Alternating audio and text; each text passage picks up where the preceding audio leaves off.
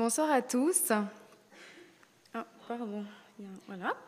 Donc ce soir, je vais vous présenter la work-life balance qui sera mise en perspective du choc démographique. Donc pour la petite histoire, j'ai réalisé mon travail de bachelor pour une entreprise valaisanne qui souhaitait que je lui propose des solutions pertinentes et proactives en gestion prévisionnelle du personnel pour anticiper le choc démographique.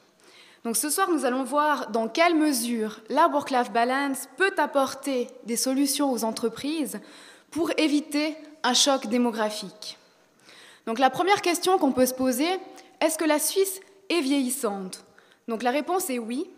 On assiste depuis quelques années à une transformation de la structure des âges de la population helvétique, avec une concentration toujours plus importante de seniors et moins de plus jeunes. Donc on le voit sur le schéma ci-contre qui confronte la pyramide des âges de 1980, qui est entourée de noir, à celle de 2008, qui est en gris clair et gris foncé. Donc on remarque clairement que la pyramide des âges s'est transformée en une sorte de toupie, avec une concentration des plus de 34 ans et un petit peu moins de jeunes.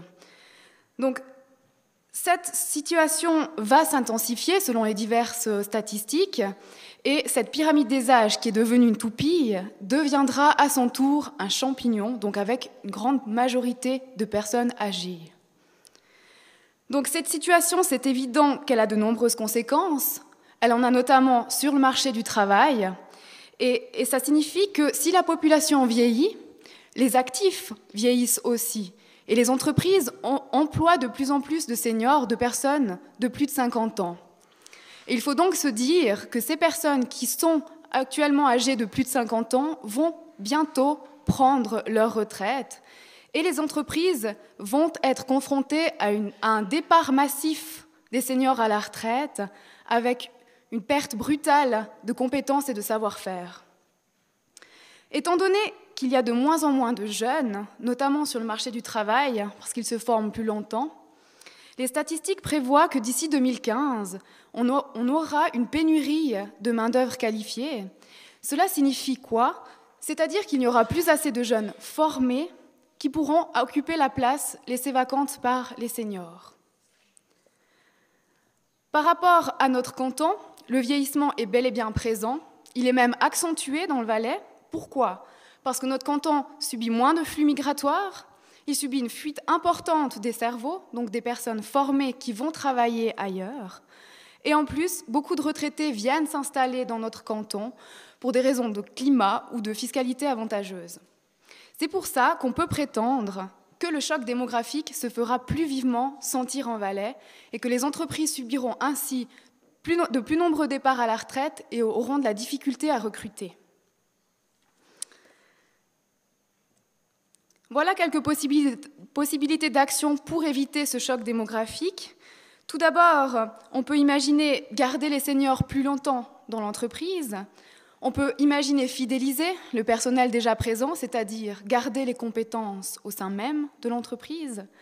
Et en dernier, on pourrait imaginer d'être attractif pour recruter les bonnes personnes. Donc pour la première mesure, il existe une mesure de work-life balance pour retenir les seniors, et ce serait de proposer une retraite flexible, c'est-à-dire de laisser la possibilité aux seniors motivés qu'au lieu de prendre leur retraite, ils imaginent continuer à travailler à temps partiel. Donc ça a de nombreux avantages, notamment pour l'employé, parce que ça lui permet une sortie en douceur du monde du travail. Il n'est pas éjecté à la retraite du jour au lendemain.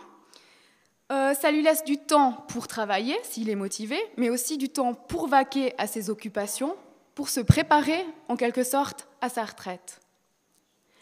Du côté de l'employeur, l'avantage, c'est qu'il emploie déjà quelqu'un de motivé à travailler, parce que c'est un libre choix. Mais en plus, il garde les compétences et le savoir-faire qui est cher à l'entreprise plus longtemps au sein de l'établissement. Ça évite la perte brutale de savoir. Et puis, ça lui laisse aussi du temps pour assurer la relève, pour, par exemple, procéder à des transferts de savoir.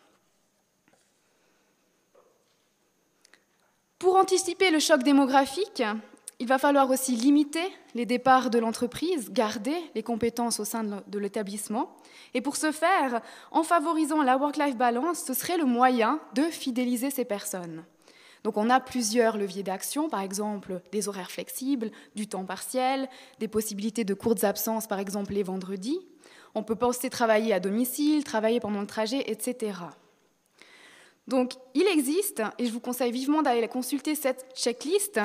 Donc il existe une checklist publiée sur le site Promotion Santé Suisse qui détaille les thèmes et les sous-thèmes de Work-Life Balance. Elle est proposée sous forme de tableau et ça permet à l'entreprise de se positionner par rapport à ces thèmes et ces sous-thèmes en se disant « Voilà, cette mesure de Work-Life Balance est déjà appliquée dans mon entreprise, elle est aménageable, elle est seulement souhaitable, elle est déjà planifiée, on va le faire, ou alors elle est totalement irréalisable. » Et ce tableau, publié donc sur Promotion Santé Suisse, permet à l'entreprise d'avoir une bonne vue d'ensemble de ce qui est déjà aménagé en termes de work-life balance dans l'entreprise, et ça permettrait aussi de lui donner des pistes d'amélioration de ces mesures. Donc je vous conseille vraiment d'y aller sur ce site, notamment qu'il existe encore des articles sur cette work-life balance qui y sont publiés. L'avantage de favoriser la work-life balance pour l'employé, donc ça permet à l'employé de mieux gérer son temps entre vie familiale et vie professionnelle. Il est moins stressé, il est donc plus impliqué quand il travaille. Il a aussi de meilleures relations au travail, il est content, donc il va rester dans l'entreprise. Pour l'entreprise, le collaborateur est beaucoup plus impliqué, il a une meilleure productivité, il va rester dans l'entreprise, donc les compétences vont demeurer au sein même de l'établissement et ces personnes pourront ensuite assurer la relève des places laissées vacantes par les retraités.